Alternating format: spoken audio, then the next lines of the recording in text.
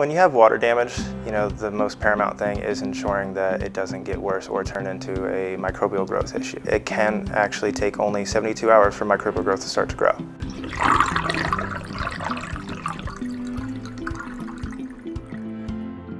So once we arrive on site for a water damage job, the first step is to determine the source of loss, where the water came from. And then we devise a plan on how to dry out the property to the best ability. Documentation is paramount. We always take photos every day through the progression of the job, and we also have our psychometrics and moisture readings that we have to ensure and warrant why we have the equipment in there and that it's doing its job. As soon as we get out onto the job site, we start mitigating for further losses. We set up all of our dehumidification and our air movement if necessary to ensure that we control the environment so there's no secondary damage that can occur.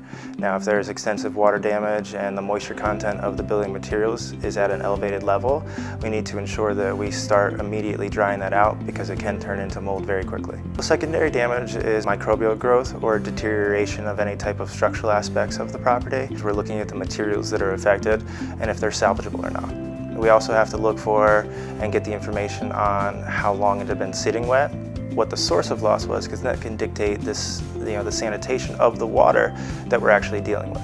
And that can tell us also whether it is a salvageable material or if it's a non-salvageable material, and how that we can best set up our drying process to get it back to a dry standard. In a water mitigation job, we would need to ensure that we've reached a dry standard in the property to ensure that everything is back to a normal setting and that no microbial growth can grow after the fact. I understand how bad this can be, but we do it every day and we do it with care and we ensure that we get you back to a whole status as quickly as possible.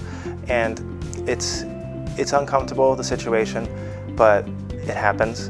And we need to make sure that we're there to take care of it because the alternative, by not taking care of it, can be so much more devastating.